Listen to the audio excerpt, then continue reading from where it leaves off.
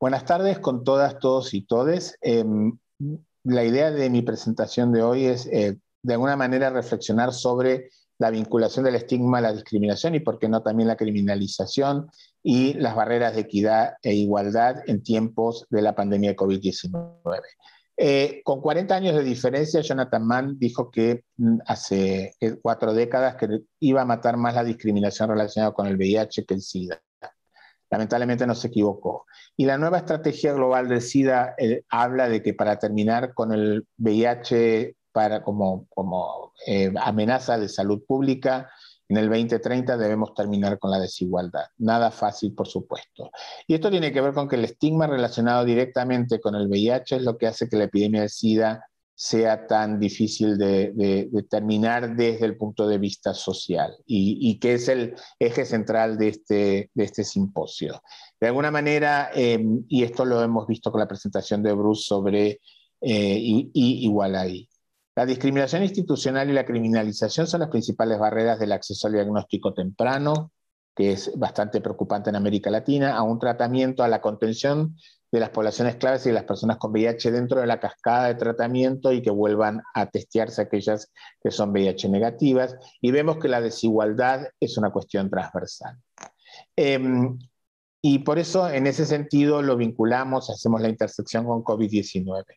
En América Latina y el Caribe, la epidemia del SIDA es concentrada. Por ende, estamos hablando que sucede y transcurre entre las poblaciones claves del VIH. Por eso, durante el año 2020 y ahora el año 2021, las poblaciones claves han estado expuestas a diferentes formas de abuso de los derechos humanos, violencia, etc. Y quiero mencionar rápidamente que bajo la excusa de la gestión de la cuarentena y la reducción de la circulación de personas que se vio en forma más, digamos, fuerte en el 2020, hubo abusos de derechos humanos contra las personas de las poblaciones claves.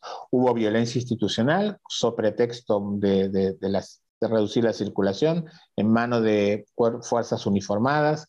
Hubo falta de acceso a la salud para las personas con VIH, se han interrumpido los antirretrovirales porque los hospitales se transformaron en centros de atención exclusivos del COVID. Por razones entendibles, pero por mala planificación, las personas trans no tuvieron acceso a las hormonas, no hubo acceso a tratamiento a las comorbilidades, etc. Y vamos a ver qué impacto ha tenido en el VIH, pero en otras enfermedades en general, o temas de salud, por ejemplo, no transmisibles. ¿Qué impacto ha tenido en el cáncer, en la diabetes y en otros temas de salud el no poder acceder a los servicios o continuar con un acceso a los servicios? Y por supuesto ha tenido una cuestión social muy impactante. No solo muchas personas perdieron su empleo, su trabajo, sino que los trabajos, oficios o labores por ahora precarizados, como el trabajo sexual y en algunos países considerado ilegal, fueron empujados a la clandestinidad. Y muchas mujeres trabajadoras sexuales y personas trans se vieron obligadas a dejar sus lugares de vivienda y padecieron y padecen hoy una crisis alimentaria significativa. Entonces han estado más expuestas a la violencia, más expuestas al COVID y al VIH, las poblaciones claves. Es importante entender que América Latina juega, por desgracia, un papel muy importante en la pandemia de COVID. Si vemos el acumulado de casos de COVID positivo, tenemos el 20%, es muy significativo si pensamos la población total de la región. Y lo que es más terrible es que casi 1,5 millones de personas han perdido la vida o todo esto no ha terminado, y eso significa una cuota global del 32%. Los países en América Latina que están en la lista triste de los 10 más afectados por la pandemia son Brasil, Perú, Paraguay, Colombia y Argentina, junto con otros de otras regiones del planeta. Y por supuesto, lo que pasa en América Latina y en algunas islas del Caribe es que hay 21 países que todavía tienen una tasa de duplicación muy alta del COVID. Entonces, debemos decir que más de la mitad de los casos mundiales en el año 2021 provienen de América Latina y el Caribe. Y acá vemos una imagen, la imagen en los datos anteriores sí está este gráfico fantástico, proviene de ONUCIDA, y agradezco a la doctora Alejandra Corao y a la unidad de inteligencia económica que nos los compartiera, pero es muy ilustrativo. Si vemos los países ricos, los países desarrollados, que es en la banda superior, vemos que los pronósticos, los escenarios que se están dibujando, tiene que ver que para marzo del 2022 se estima que se podría estar cubriendo el total de la vacunación en porcentajes muy altos, no el 100%, pero que eso estaría vinculado a terminar de alguna manera con la pandemia. Si es que nos siguen apareciendo este tema de Delta, etcétera. Ahora, cuando vemos países pobres, países que dependen de COVAX, que maneja los números de la donación de vacunas, vemos que la cobertura necesaria de la vacuna como para controlar la pandemia llegaría a nuestros países para enero del 2024. Como verán, son 2 años de diferencia. Eso es desigualdad. Y estamos viendo una situación muy preocupante que tiene que ver con cómo hay un punto de inflexión en lo que llamamos solidaridad global sanitaria. Y esto que tiene que ver es que naturalmente los países ricos tradicionalmente han aportado recursos, por ejemplo, en la lucha contra el SIDA, a los países más pobres por medio de diferentes mecanismos como PEPFAR, el Fondo Mundial, etc. Y hay una situación ambivalente. Por un lado, los países ricos han puesto muchísimo dinero en la iniciativa de vacunas COVAX, en las otras herramientas para el COVID como ACTA, y han incluso dado recursos al Fondo Mundial en la iniciativa C19RM. Sin embargo, al mismo tiempo son los países que acumulan vacunas y discuten una tercera dosis, un booster de vacuna cuando hay la mayoría de los países de África que no superan un dígito de porcentaje de vacunación. Y también tenemos países en América Latina que la vacunación es muy baja.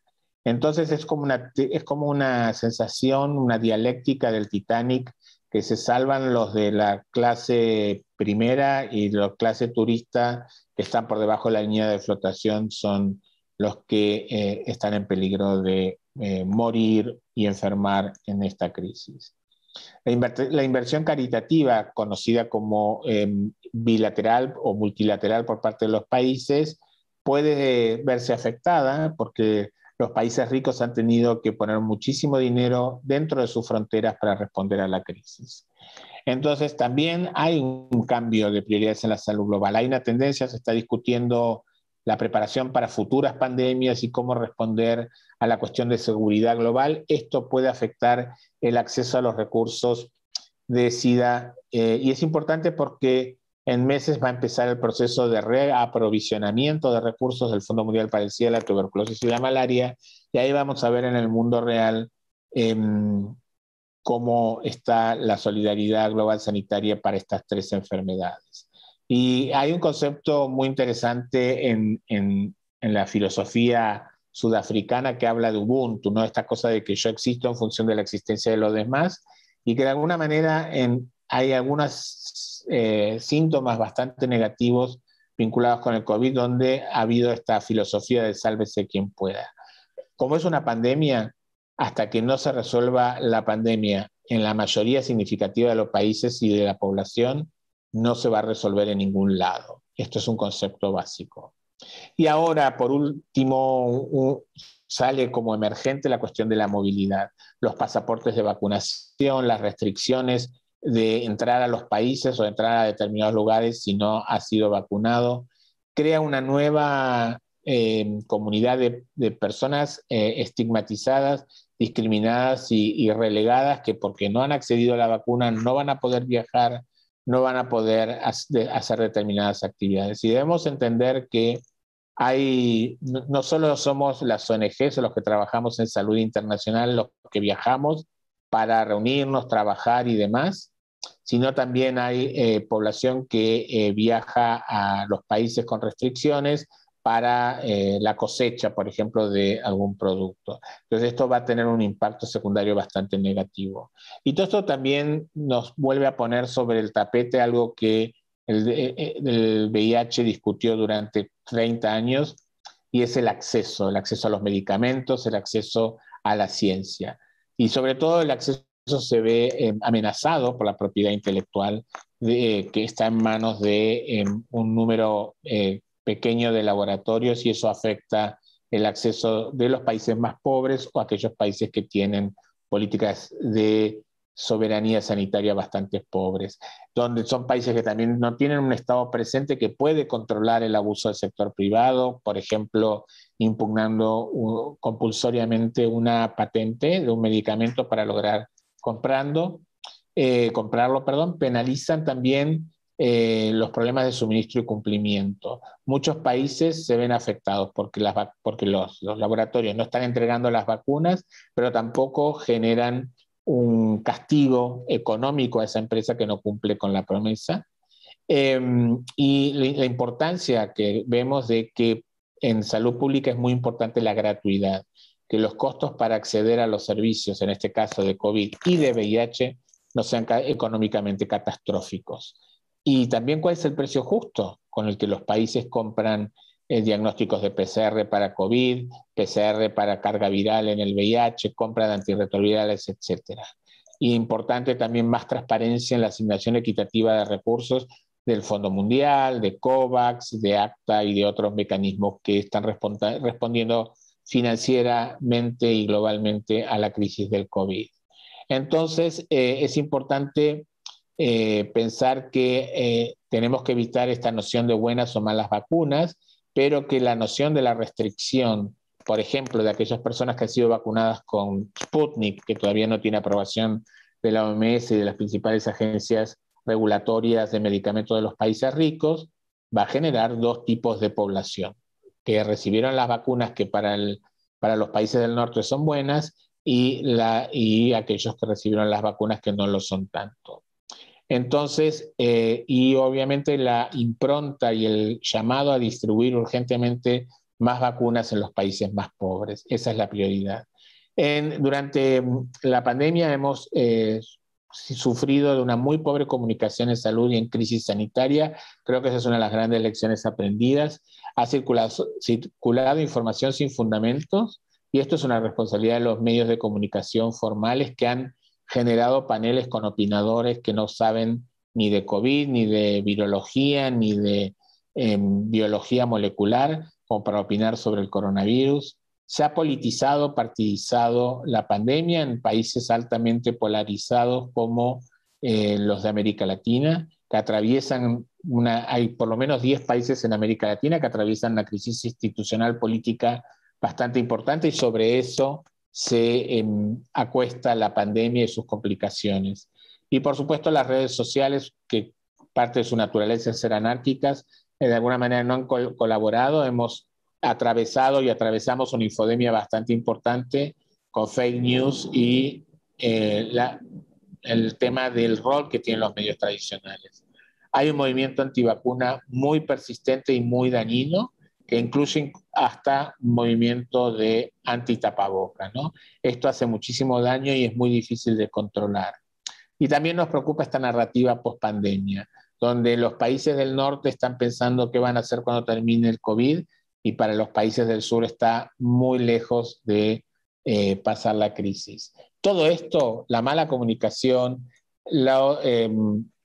todo lo que es el movimiento antivacuna, la infodemia, etcétera, afecta la aceptabilidad de las vacunas. Por eso debemos insistir que lo más importante en esta crisis es vacuna. Y no tentarnos con el exitismo, ¿no? No pensar que la crisis se termine antes de tiempo, porque de alguna manera vamos a tomar las decisiones equivocadas. Y si no se resuelve en todo el mundo, la pandemia no termina. Para terminar, quería pensar en algunos desafíos.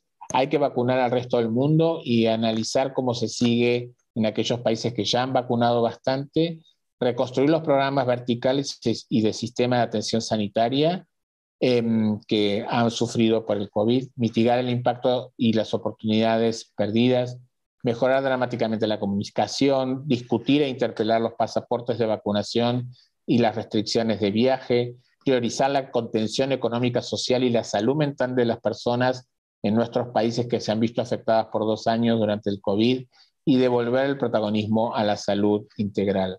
Finalizando, las personas con VIH pertenecen a los grupos de población vulnerable. Esto lo tenemos que revisar porque aún hoy no hay consenso sobre esto. Deben ser priorizadas las personas con VIH para la vacunación en todo el mundo. El acceso a los servicios de VIH no deben vulnerar su confidencialidad, ni tampoco ir a vacunarse para las personas con VIH. No tienen por qué renunciar a su confidencialidad. Dar a conocer las evidencias recientes, por ejemplo, que en algunos países se estima un incremento de letalidad del 25% en personas con VIH. Tenemos que decir a los tomadores de decisión que las personas con VIH mueren más de COVID que aquellas que no tienen VIH. Vacunar a las personas con VIH ya tiene que ser la principal prioridad. Y para terminar, los invitamos a visitar y contribuir en 2 iniciativas en español, COVID y VIH, y corresponsales claves, y agradecer muchísimo a Virology Education por invitar a todos nosotros a estas reflexiones un año más. Muchas gracias.